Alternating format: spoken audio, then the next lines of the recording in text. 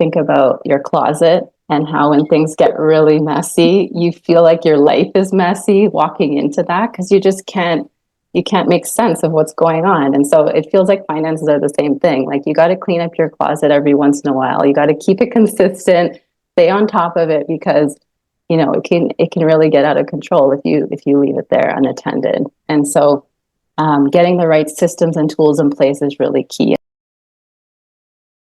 Welcome to the Adriana Ostapenko podcast. I'm here with a good friend, Stefanie. It's so nice to have you here. We have known each other for quite a while. In fact, when I first started my real estate investing journey, I joined a workshop, and Stefanie and her husband were actually sitting with my husband and I on the same table. So we literally started our real estate investing journey together on the same day. So it's been so nice to connect with you guys and stay in touch over the years and see what you guys have been up to. And we have worked together on so many different things already. So it's such a pleasure to have you here. Welcome to the show. Thank you so much for having me. Yeah, I know we have a long history and we're kind of have come and go in each other's lives, but stayed connected, which has been awesome.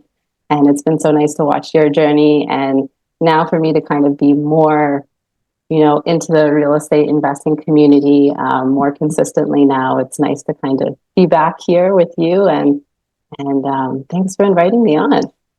Yeah, of course. I started this podcast because when I started investing in real estate, I didn't really know anything about real estate or the investing world for that matter. But yet real estate has changed my life in more ways than one. And I really found that there was this whole incredible way to create wealth and like long-term wealth for my family, as well as, some shorter term profits and opportunities that came with real estate in who we developed who we are as people as well. So this is why I started this, because if I can do this, I feel like literally anybody out there can do. If I can give anybody any tips, tricks, and invite great guests that can add a lot of value to the community. That's why we're here today. So thank you so much for joining. I'd love to hear a little bit about you and your journey. Sure. Yeah. So like you mentioned, my real estate investing journey started way back at that seminar as well. It was a Keyspire seminar. And really why I was there is because I had thought about real estate investing since I was a teen. But coming from like immigrant parents, they were a little hesitant and I was a little nervous to kind of jump in on my own, but there was always something in the back of my mind saying that was something that I had to do. And so when I heard about that seminar, that's really what pushed me to go, is I wanted to learn more. I wanted to see how I could get involved. And so that's where my journey started out. And I guess I kind of took things a little slow after that. I was more on the passive side. I love real estate investing. I love the opportunities it brings and the wealth that it brings. But I was never really enthused about running properties and doing the property management and all that. So I started making connections and really wanting to be more of the passive partner in things.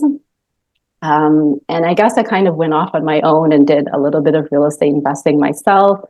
My husband and I we did flips, we did house hacking, we did some, putting in secondary units and renting, and did a little bit of everything to get kind of acquainted with things. And then we ultimately did some more of the passive investing. And then since that time, I kind of focused a little bit more on my career. I am an accountant, I'm a CPA. And so I did focus more on my career and climbing that corporate ladder. And I would say for the last 10 years, that's what I've been doing. And then most recently, I kind of decided I've had enough. I'm ready for a new challenge. And after I had my kids, I kind of reevaluated life and really wanted to go in the direction of entrepreneurship. And so here I am back with real estate investing because I love it so much. I think there's so much opportunity for people in this space. And also I love accounting. And so I figured I'd bring those two together for my new business, which is called Real Estate Investing Finance. And it's a fractional CFO service business operating in the real estate investing space. And so I'm really excited about that venture that I've been working on for the last couple of years. And that's why we're kind of connected again in this real estate investing community. Yeah, I love it. As you know, I mean, I'm a big fan of the services that you offer and the value that you bring Thank to the table. you. Tell us, what is a fractional CFO? Sure, yeah.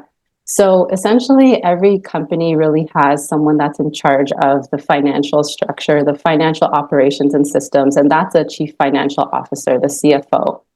A CFO is a chief level executive. It's like a CEO. So they are quite expensive to hire. Having a fractional CFO allows small and medium-sized businesses to have the opportunity to have that level of service within their business, but at a fraction of a cost.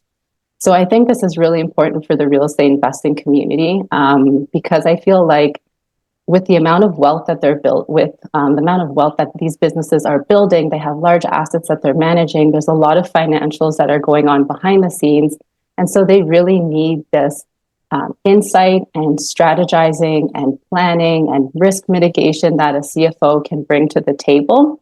And so that's where I really saw the need in this industry, and I felt like I could help to fit that need. So help me understand, what would be some of the like couple of services that comes along with like having a fractional CFO? Mhm. How does a fractional CFO help a real estate investor make sense of their numbers and their finances? Yeah, so it really depends where you are on your real estate investing journey.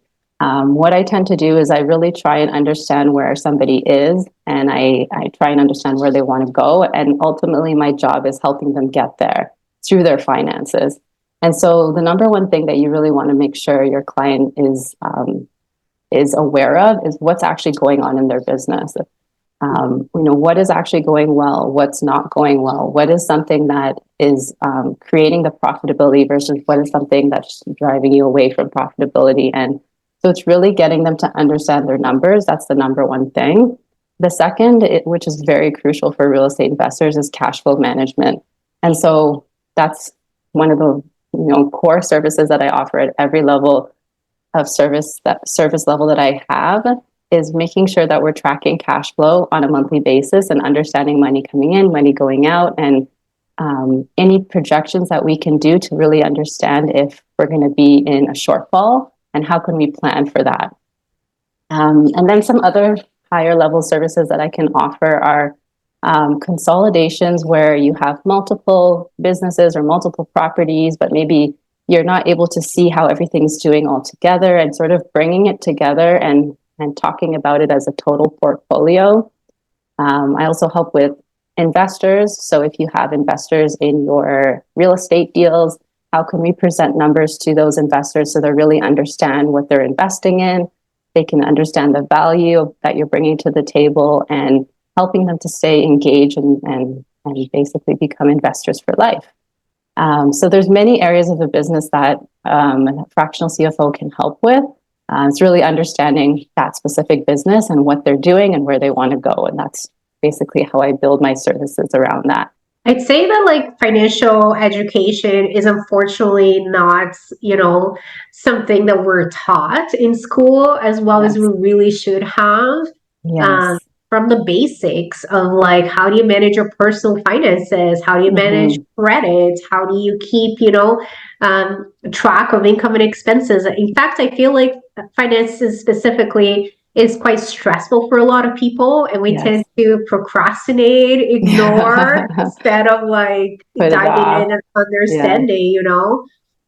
I know. I feel like that's a common trend. And I think I feel super grateful. I feel like I was given a great start because my mom was in banking. She was a manager at a bank, and my dad is an accountant as well. And so I feel like I was extremely privileged to be in that position, because the financial education for me was always there.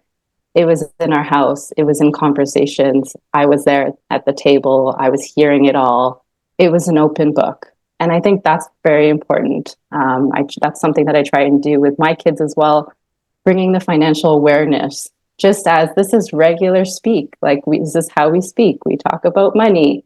We have to make decisions. Like, it's, money isn't fully available all the time. We have to make choices, right?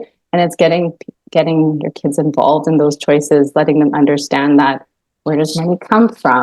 You have to work for it. And once you have it, then you have to allocate it out. And I think those are conversations that we should all be having in everyday life. And so that's something that I try and do personally in my house. And this was part of the reason why I got into what I was doing as well, as I feel so passionate about financial literacy that I felt like this was something that I was giving back to the world, that I was privileged to have this information. Let me help as many people as I can to help them manage their money as well. And because I know that real estate investing is really an ultimate tool to building wealth, I just wanted people to be able to protect that wealth. Okay, now you have that property. Let's manage that property properly so you don't lose it and that you will have it for the long run and build that wealth that you want to build. So that's really kind of why I'm here. And I feel like this is my true purpose now. I love hearing that. I've been having a lot of conversations around purpose lately. Nice. So it's nice to have that clarity, right? Of like bringing everything of who you are, your upbringing, your gifts, your talents, your experience all together to add so much value to other people. What would you suggest for, you said you've been really blessed to grow in a household like that. I think, I don't know, a lot of people that I know don't have the same experience, but also yes. I do believe that some people are more numbers oriented than other people. Probably. And, people have different skill set or like yes. inclination. So for those people that are not as number oriented, but they still want to manage their finances well, they still want to be able to invest in real estate. What would you say are some tips that you would give them to like get them started in the right track? And so that's actually, it's funny that you brought that up, but that's one of the number one things that I started realizing as well, being back in this industry and building out my services, was that there was those entry-level investors that I really wanted to be able to help just as much as I wanted to help those that were already scaled and had a business and needed accounting services.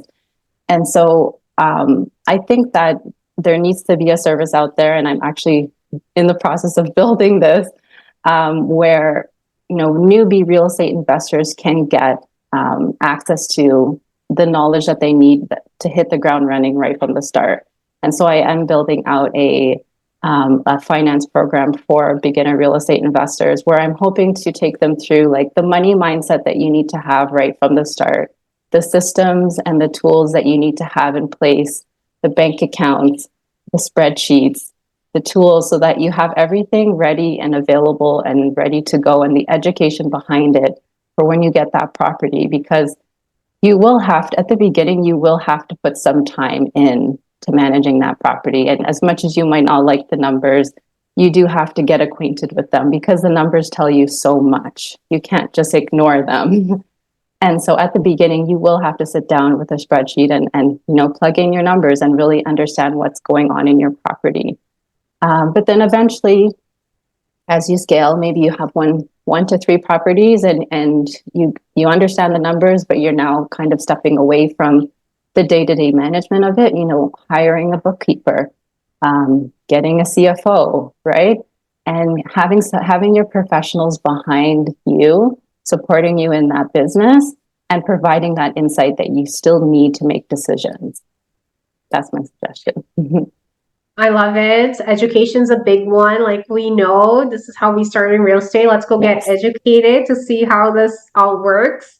And then it's the practice of doing that gets you closer to understanding experience. Something that has made a difference in my life is setting intentional time aside to look at the finances. I think it's easy for me not to do that because I'm so busy with so many other things, and it's not necessarily where I like gravitate towards the most. I gravitate towards sales and talking to people and marketing and some other components of what I do versus, spreadsheets and numbers. I end up leveraging a lot of my partners or like team members to do some of that background work. However, what I learned was as much as I had other people working on it, I never really fully felt connected to my finances or fully had the grasp that I needed to have because I was outsourcing it completely and I wasn't really taking the time to understand or get involved. Okay. So it wasn't until I was able to set time aside, consistently to say, hey, this is such a big part of my business. If it's not in my calendar and I'm not taking the time to sit down with my fractional CFO or with my team members or my bookkeepers and my accountants regularly to go over what is going on, because it's not just about understanding what's happening, it's understanding where you're going, like you said, projecting and forecasting what does the future look like, especially when it comes to tax planning, because that's a big component. Well, how much you're making now, if you should sell a building, how do you get paid? Is it dividend? Is it principal recapture? Is it loans? All of that matters in, when you file your taxes at the end of the year. So I find that's been really key, and having professionals that you can sit down with that can guide you through that process makes all the difference. And the clarity you gain after that, right? You might feel a little bit frustrated or, not great actually sitting down. But once you work through it, once you get all the information, once you start concluding, what's actually going on, the clarity that comes after it is just, it sets your mind at ease, right? Because you're moving in the right direction. You know the direction that you're going. You know what needs to happen in your business. And you can start working backwards to say, okay, this is what I want to happen.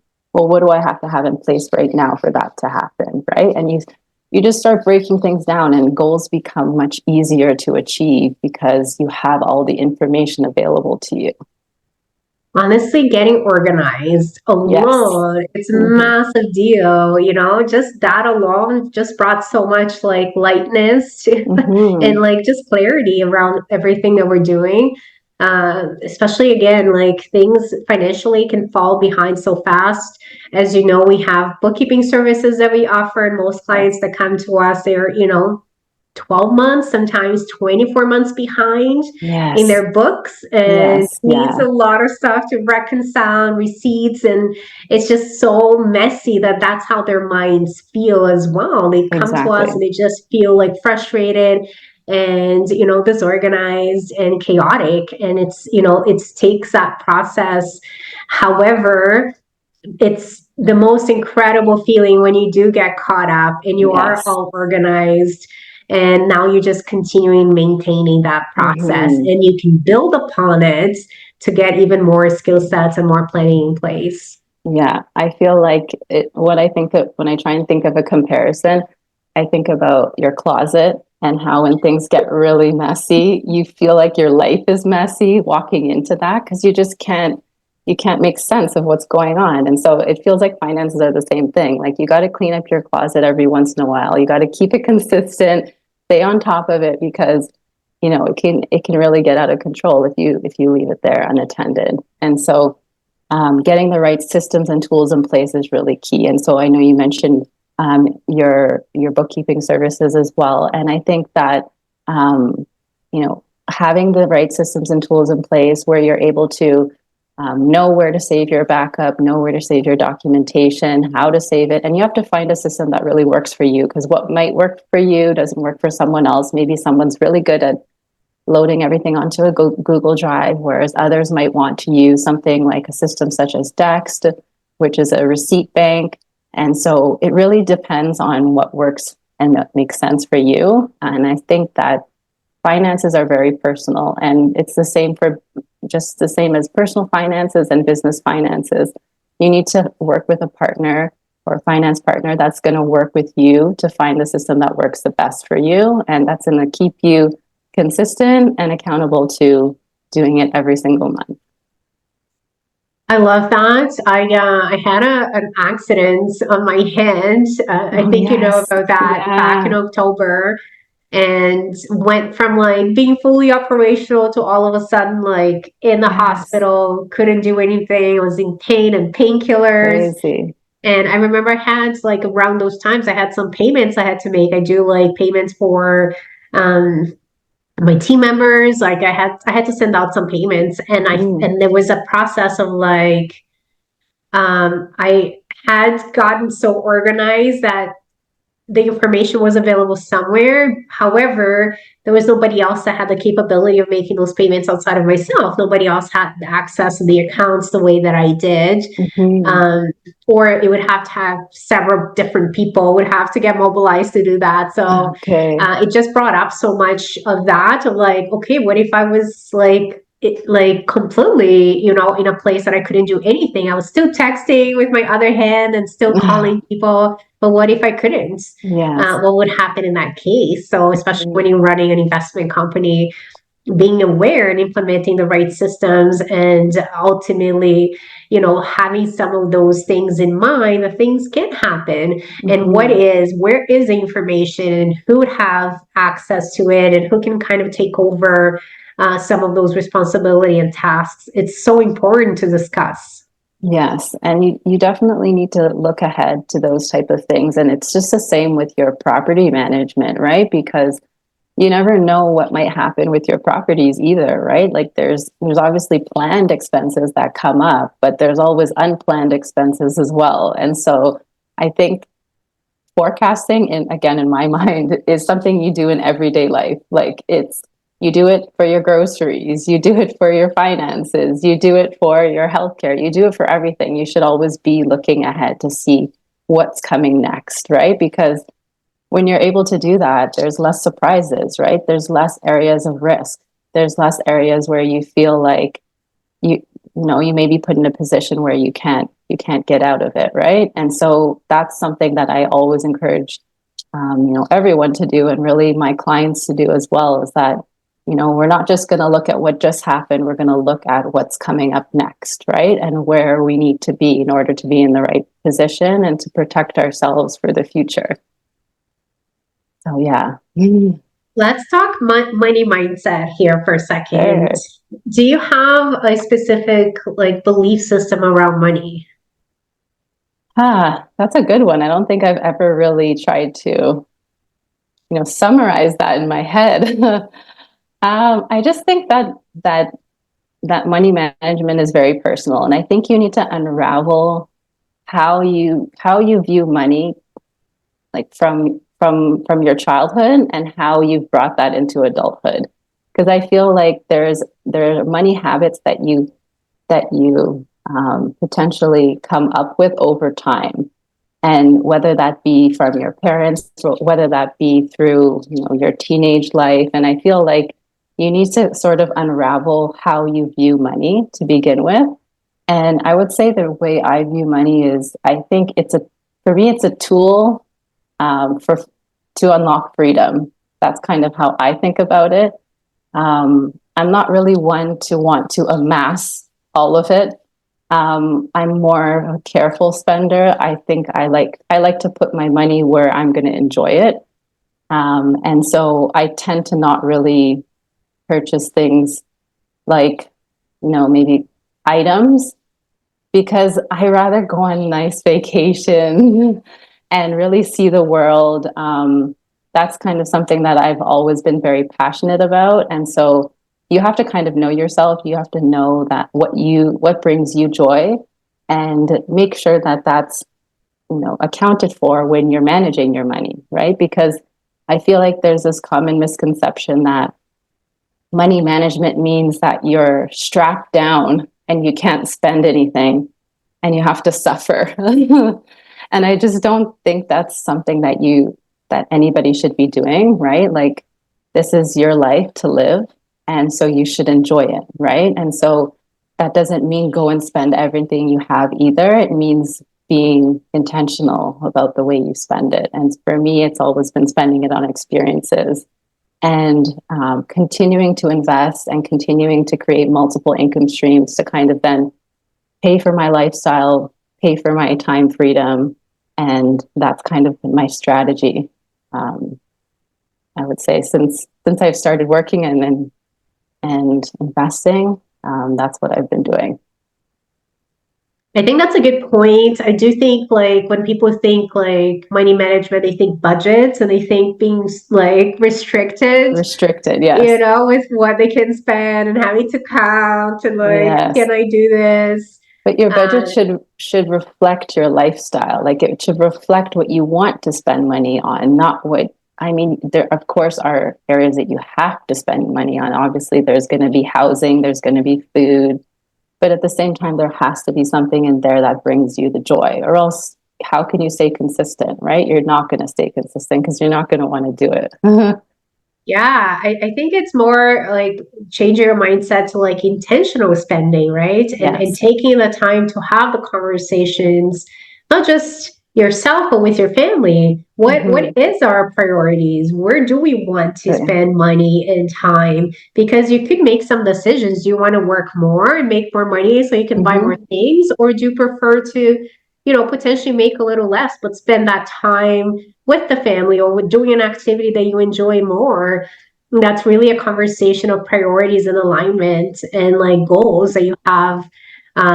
So part of what I implemented was having financial meetings at least once a month with, my partner at home, Awesome. with Yeah. my husband, as well as all my business partners, and saying, hey, let's make sure that the team is collecting the data and the information that we need to sit down and have this conversation. Where our things are now? What do we want to do next? What do we want to Exactly. prioritize? What do we want to build? Do we need to go out and make more and we're willing to put in the hours, or do we Yes. prefer to stay as is but take that time and go do something with that time? So such important conversations to have, and I don't think enough of us are having it on a regular basis. Yes. And I think it's also important, like between friends and between family, like that these conversations are being had, because I feel like there's a lot of times where maybe talking about finances is uncomfortable for people. And I feel like that barrier needs to come down. Like I feel like more conversations need to be around money, and it's okay to say you can't afford something to a friend. Like it's okay to say, hey, I'm saving for, a trip right now. I'm going to have to pass on a coffee, or I don't know, like these things I feel like should be normal to talk about. We shouldn't be afraid to say we can't afford something, or that's not my priority right now, or I don't know. I feel like these conversations are very important. It's very important for us to live the life that we truly want to live and stay true to what we want, but also for like our younger generation to see that and to mimic that and to grow up knowing that it's okay to talk about finances. So I remember, I feel like this must have been a year ago now already, so a little while back. My kids went to spend like overnight at a friend's house. And when they dropped them off the next day, they made a comment of like, your kids talk about money a lot. Oh, And I that's so was funny. surprised to hear that, because I'm like, it's just not something that I even noticed, I guess, or, it's Okay. just how we talk at home. Um, I did feel a hint of judgment in that comment, like, I'm The like, way it was said, oh. right? Yeah. And I did take time to reflect, because I do. Whenever something like somebody says something that kind of touches me, I'm like, okay, interesting. I'm feeling a little defensive. Let me reflect on what is being Yes. said to see, like, process it. And I remember thinking, they're simply repeating what they hear. Like, we're both business owners at home, we're investors. I have, we deal with finances all the time. Yes. And it's just a conversation that come up. Like, my daughter does private lending with us. And Nice. this past week, they sat down with us, and she said one of the goals for this year for her is she wanted a job. And I've been encouraging her. I'm like, okay, what kind of job would you like? I've suggested a bunch, and she doesn't like any of my suggestions. So I'm like, okay, you come up with something then. Yes, What would you like to exactly. do? And she came up with this whole interview. Like, she wrote her resume all by herself and like sent me my office. It's like, okay, now you interview me. This is how much I want to get paid. This is a job I want to do. Um, and I love that. And I mean, honestly, it's nothing Very more than creative. like observation and what they see us doing and talking about. The other thing is, especially with this transition of like the times we're in right now, with interest rates having gone up, going through some recessionary period, going through like inflation and prices going up, I think all of us have been more mindful of spending Yes, right now. definitely. So they have noticed a difference. So where we were last year, like, a little bit more liberal with buying toys and eating, Yes.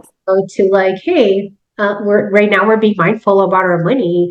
And to your point, being able to have that conversation with them, and that's the word I've been using. And like, I'm like, right now they're like, okay, let's go eat out and let's go do this thing. I'm like, well, not this time. We already went out this week, and we're being mindful about our spending, and being able to have that conversation with them. And I do the same thing at my house. Like, we make those decisions out loud so that they can hear how they're supposed to think through these decisions, right? And then I add in the choices. I say, okay, well, if we eat out today, are you okay if we don't go to, this birthday party on the weekend? Like, which one would you like to do? And then I ask them to make the decision, and then we make the decision and we stick with it. And then if we're upset we can't go to the birthday party, well, we have that conversation then, right? And that, oh, we made a decision to go to spend our money in that area, and that's okay. Maybe next time you might want to choose the birthday party, right? And I think it's about those choices, that it's not like an unlimited free-for-all where we're just going to do everything, right? Because it gives them that false impression that when I grow up and I have my money, I can just go and do everything that I want and have no limit whatsoever. And so I think those conversations are extremely important to have, and that's where financial education starts. There aren't a lot of resources out there for financial literacy for kids. And so I think it really does start with the parents, and it starts with the atmosphere that you bring. And so I definitely think that comment was a little odd, the way it was said, but I don't think it's something to be upset about, because at the end of the day, your kids are aware, right? And so I think that's better than not being aware. Yeah, that's definitely the conclusion I came up with. I'm like, I can see how it could rub someone off a certain way. However, like I'm being as genuine and as a natural as I can be, and I'm also trying to do differently than what I had. In my household, I didn't come from a family where we talked about money in any kind of educational way. If there was any money conversation to be had, was usually like, we don't have any money, or like, yes, just the one things, sentence.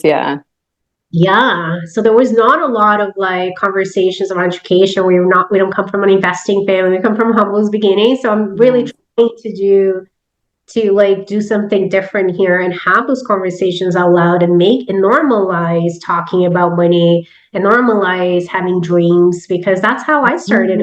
Like, what would it look like for me to have a different life than the one I have today financially, and have wealth and have the ability to buy things and have the ability to grow, and give and, impact all these questions that I ask myself. So I do encourage them to like dream and then like break it down from there. It's like, if you really want something, there's so many ways to go get it. What would that look like for you? So with my daughter wanting a job, obviously her motivation is she makes money to go buy her things or do whatever she wants with it. And I'm like, okay, well, it's like, you want money, you gotta work. Like, that's how people make money. I don't have any like, what kind of job would you like to try on for, so yeah, and I have the same conversations at home too. So I think it's really important that you're doing that, and so I keep doing it and don't feel bad about it.